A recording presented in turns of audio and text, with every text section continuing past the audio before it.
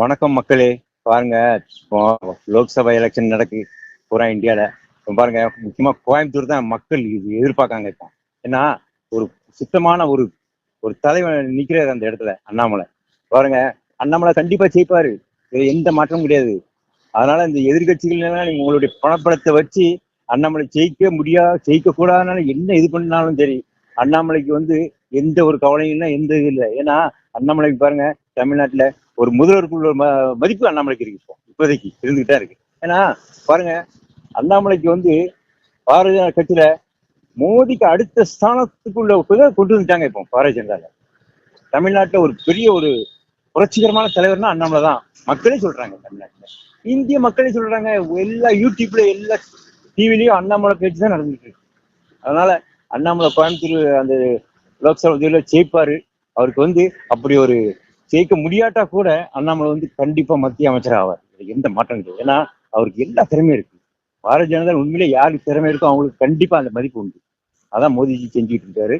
அதனால எந்த கவலையும் இல்லை. அண்ணாமலை இருக்கிறவங்க எதிர்கட்சிக்காரெல்லாம் சொல்லுவான் அவரு அப்படி இப்படி உண்மையிலேயே நேர்மையான தலைவர்.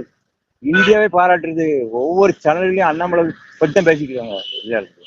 அதனால அண்ணாமலைக்கு எந்த கவனம் இல்லை. ஏன்னா அண்ணாமலைக்கு அவருடைய உழைப்புக்கு தகுந்த ஒரு நல்ல ஒரு மதிப்பு இருந்துகிட்டே இருக்கு, இப்பவும் இருந்துகிட்டே இருக்கு. ஜெயிச்சப்புறம் பாருங்க, அண்ணாமலைக்கு மத்திய மந்திரி பதவி கண்டிப்பா உண்டு. அதுக்கு பிறகு பாருங்க, அவ்வளோ திறமை இருந்தால் மனுஷனுக்கு என்னைக்குனாலும் மக்கள் ஆதரவு கொடுப்பாங்க. அதனால உழைப்புறவனுக்கு என்னைக்குமே மதிப்பு இருக்கு. நம்மளை உழைச்சி முன்னேறுவார். வணக்கம் இந்து சொந்தங்களே. திருநெல்வேலி மாவட்டம் நாங்குநேரி தாலுகா ஆண்டார்குளம் கிராமத்திலேருந்து நாங்கள் பேசுகிறோம். இது ஒரு ஃபேமஸான சிவன் கோயில். இந்த சிவன் கோயில் ஒரு காட்டுப்பகுதிக்குள்ளே இருக்குது. இதை புனரமைக்காமல் பல காலமாக பாதிப்பான சூழ்நிலையில் உள்ளது. இதில் பார்த்திங்கன்னா நிறையா நாகங்கள் குடிப்பகும், நிறையா மயில்கள் அடைகிறது. பல விசித்திரமான கோயில் இந்த கோயிலை புனரமைக்கிறதுக்கு நாங்கள் பல காலமாக ரெடி பண்ணிக்கிட்டு இருக்கோம். ஆனால் எங்களால் இன்னும் முடியலை. எங்களால் எக்கனாமிக் பிரச்சனைனால முடியலை. இதை பாருங்கள், ஜல்லி அடித்து போட்டிருக்கோம், ஜல்லி எல்லாமே அடிச்சிருக்கோம். மேலே சீட்டு பாருங்கள், மேலேருந்து பனங்காயாக விழுந்து சீட்டெலாம் நொறுங்குது. உங்களால் முடிஞ்சது 5 10 50 100 எவ்வளோ இருந்தாலும் சரி, நான் என்னுடைய ஜிபே நம்பர் சொல்கிறேன். இந்த நம்பருக்கு நீங்கள் கொடுத்து உதவுனீங்கன்னா இந்த சிவன் கோயிலை புனரமைக்கிறதுக்கு